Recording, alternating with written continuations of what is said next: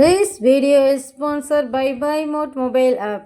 இந்த மொபைல் ஆப்பை நீங்கள் டவுன்லோட் பண்ணி வச்சுக்கிட்டிங்கன்னா உங்கள் வீட்டுக்கு தேவையான எல்லா பொருட்களுமே வாங்கிக்கலாம். க்ராசரிஸ்லேருந்து டெக்கரேட்டிவ் ஐட்டம்ஸ் வரைக்கும் வாங்கிக்கலாம்.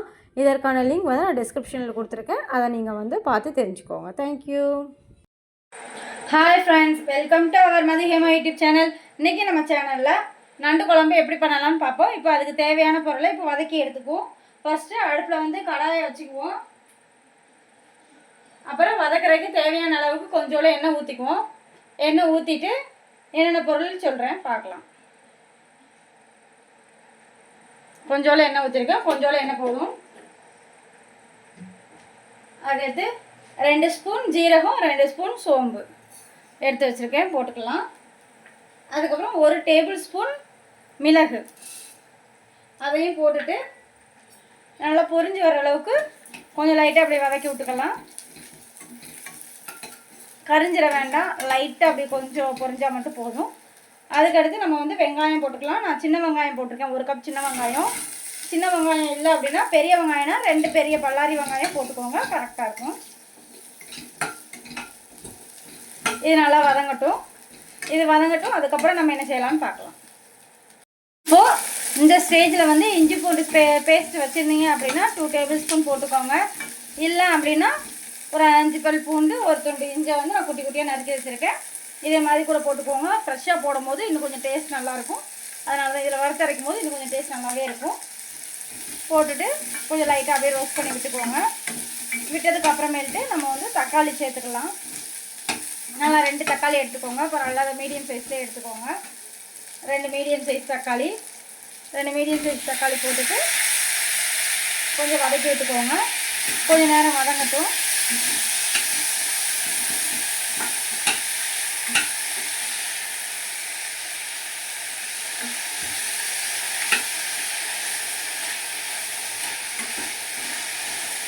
கொஞ்சம் வதங்கட்டும். கொஞ்சம் வதங்கினதுக்கப்புறம் நம்ம அடுத்து மசாலா பொருள் என்னென்ன சேர்க்கலான்னு பார்க்கலாம். இதை அப்படியே வந்து ஒரு மூடி போட்டு மூடி வச்சுருங்க. மூடி வச்சுட்டு வேக விட்டுருங்க. இப்போ நம்ம ஓப்பன் பண்ணி பார்க்கலாம். இந்த அளவுக்கு தக்காளி வதங்கினதுக்கு அப்புறமேட்டு நம்ம வந்து ஒரு 1/4 ஸ்பூன் வந்து மஞ்சப்பொடி போட்டுக்குவோம். அதுக்கடுத்து 1 டேபிள் ஸ்பூன் அளவுக்கு மல்லிப்பொடி போட்டுக்குவோம். நெக்ஸ்ட்டு 1 டீஸ்பூன் மட்டும் போடுங்க, ரொம்ப போட வேண்டாம். ஏன்னா நம்ம மிளகு போட்டுக்கோங்க, அதனால் காரம் இருக்கும். 1 டீஸ்பூன் மட்டும் போட்டால் போதும். போட்டுட்டு கொஞ்சம் நேரம் அப்படியே கிண்டி விட்டுக்கோங்க. கிண்டி விட்டுட்டு மசாலா எல்லாமே ஒன்றா சேரட்டும். சேர்ந்து வரதுக்கு கொஞ்சம் கிண்டிக்கோங்க. சேர்ந்து வந்ததுக்கு அப்புறமேட்டு கொஞ்சோள தண்ணியை மட்டும் ஊற்றி கொஞ்ச நேரம் வேக விடுங்க. இல்லை உங்களுக்கு தக்காளியில் தண்ணியே போதும் அப்படின்னா ஓகே. இல்லை அடிப்பிடிக்கிற மாதிரி இருக்குது அப்படின்னா கொஞ்சோள தண்ணி ஊற்றி கொஞ்சம் நேரம் மூடி போட்டு வேக வச்சிங்க அப்படின்னா உங்களுக்கு மசாலா ரெடி ஆயிடும். எனக்கு தேவைப்படல, தக்காளியில் உள்ள தண்ணியே வந்து சரியாக இருக்குது. அதனால் இந்த அளவுக்கு நான் வதக்கிட்டு இதை வந்து வேறு பாத்திரத்தில் மாற்றி ஆற வச்சுக்கிறேன். அதுக்கடுத்து என்ன செய்யலான்னு பார்க்கலாம். இப்போ இதில் வந்து எல்லாமே ஆறிடுச்சு. ஆறினதுக்கப்புறம் இதை சேர்த்துட்டு இதில் வந்து ஒரு 1/2 கப் தேங்காய் சேர்த்துருக்கோம். இப்போ நம்ம பெரிய தேங்காவாக இருந்துச்சுன்னா ஒரு 1/4 முறி தேங்காய் போதும். குட்டி தேங்காவாக இருந்ததுன்னா ஒரு 1/2 முறி தேங்காய் வந்து சேர்த்துக்கோங்க. சேர்த்து நல்லா ஃபைன் பேஸ்ட்டாக அரைச்சி எடுத்துகிட்டு வந்துட்டு அதுக்கப்புறம் என்ன செய்யலான்னு பார்க்கலாம். இப்போ நல்லா இந்த அளவுக்கு வந்து அரைச்சி எடுத்துக்கோங்க. அதுக்கடுத்து இதை வந்து எப்படி தாளித்து பண்ணலான்னு பார்ப்போம் வாங்க. இப்போ அதே பாத்திரத்தில் அடுப்பில் வச்சாச்சு. இப்போ இதில் கொஞ்சம் வந்து நம்ம வந்து எண்ணெய் ஊற்றிக்கலாம். எண்ணெயை ஊற்றிட்டு கொஞ்சம் பரவாயில்லாமல் எண்ணெய் ஊற்றிக்கோங்க. எண்ணெய் ஊற்றிட்டு ஏலக்காயும் கிராம்பும் மட்டும் போட்டுக்கோங்க, போதும். வேறு எதுவுமே போட வேண்டாம். ஏலக்காயும் கிராம்பும் போட்டாச்சு. அது லைட்டாக கொஞ்சம் புசுன்னு வந்ததுக்கு அப்புறமேட்டு நம்ம இப்போ அரைச்சோம்ல அதை வந்து சேர்த்துக்கலாம்.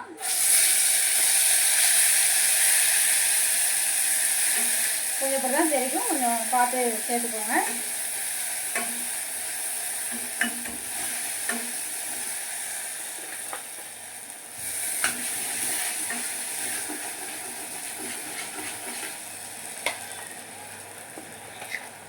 அவ்வளோமே சேர்த்தாச்சு.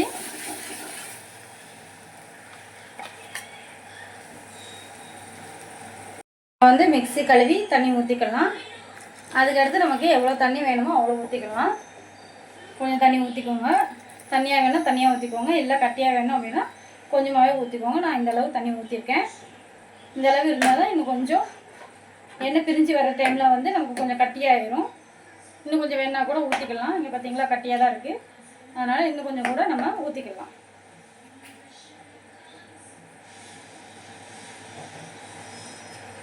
இன்னும் கொஞ்சம் தண்ணி கூட நம்ம வந்து ஊற்றிக்கலாம். ஊற்றிக்கிட்டு அப்படியே அடுப்பை வந்து சிம்மில் வச்சுக்கலாம். சிம்மில் வச்சுட்டு கொஞ்ச நேரம் அப்படியே கொதிக்கட்டும். நம்ம போய் நண்டை கழுவி எடுத்துகிட்டு வந்துடலாம்.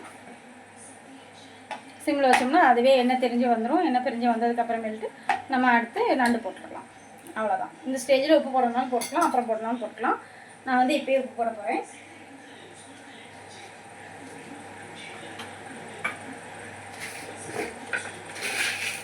இந்த பாருங்க, உப்பு இவ்வளோ போட்டுக்கிறேன். ஏன்னா நண்டுக்கும் தேவை, கிரேவிக்கும் தேவை, சேர்த்து போட்டுக்கலாம். எப்போவுமே நம்ம வந்து உப்பு போடும்போது கொஞ்சோண்டு போட்டுக்குவோம். அதுக்கடுத்து தேவைப்படும் போது போட்டுக்கலாம், ஒன்றும் பிரச்சனை இல்லை. முதல்ல கம்மியாக போட்டுட்டு ரெண்டாவது எப்போ தேவையோ அதே மாதிரி பார்த்து போட்டுக்கலாம். முதல்ல நிறைய போட்டோம் அப்படின்னா உப்பு அதிகமாகிடும், ஒன்றும் செய்ய முடியாது. அதனால் இந்த மாதிரி போட்டு பார்த்துக்குவோம். இப்போ நான் வந்து அடுப்பை வந்து சிம்மில் வச்சுட்டு மூடி போட்டு வச்சிட போகிறேன். அப்படியே ஒரு 15 மினிட்ஸ் ஆகட்டும். அதுவே எண்ணெய் பிரிஞ்சு வரும். அதுக்கடுத்து நம்ம நண்டை போட்டுக்கலாம். இப்போது நண்டு குழம்புல வந்து எண்ணெய் பிரிஞ்சு வர ஆரம்பிச்சிருச்சு. நான் இப்போ கொஞ்சம் 1/2 கிலோ நண்டு வச்சுருக்கேன். அதை வந்து சேர்த்துக்கலாம். க்ளீன் பண்ணது சேர்த்துக்கோங்க.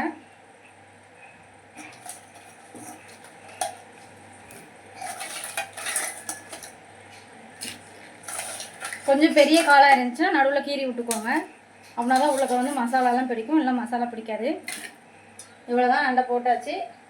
போட்டுட்டு கொஞ்சம் கிண்டி விட்டுக்குவோம். நம்ம கிண்டி விட்டுட்டு மறுபடியும் சிம்மில் வச்சு அப்படியே கொஞ்சம் நேரம் விட்டுட்டோன்னா ஒரு 5 நிமிஷத்தில் நண்டு குழம்பு ரெடி. அவ்வளோதான் பாருங்கள், நண்டு குழம்பு ரெடி ஆகிடுச்சு. சுற்றி வந்து நமக்கு எண்ணெய் பிரிஞ்சு வர ஆரம்பிச்சிருச்சா?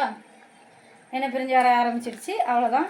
அதிகமாக குக் பண்ண வேண்டாம். நண்டெல்லாம் கொஞ்சோட குக் பண்ணாலே போதும். நமக்கு எண்ணெய் பிரிஞ்சு வர ஆரம்பிச்சிருச்சு. இப்போ லாஸ்ட்டாக கொஞ்சோட கருவேப்பிலையை மட்டும் மேலே போட்டுட்டு லைட்டாக கிண்டி விட்டுட்டு நம்ம இதை வந்து ஆஃப் பண்ணிட வேண்டியதான். அவ்வளோதான், நண்டு குழம்பு ரெடி. மேலும் இதே மாதிரி ரெசிபி வேணால் மதிகமா யூடியூப் சேனல் ஷேர் பண்ணுங்கள், லைக் பண்ணுங்கள், கமெண்ட் பண்ணுங்கள், சப்ஸ்கிரைப் பண்ணுங்கள். தேங்க்யூ.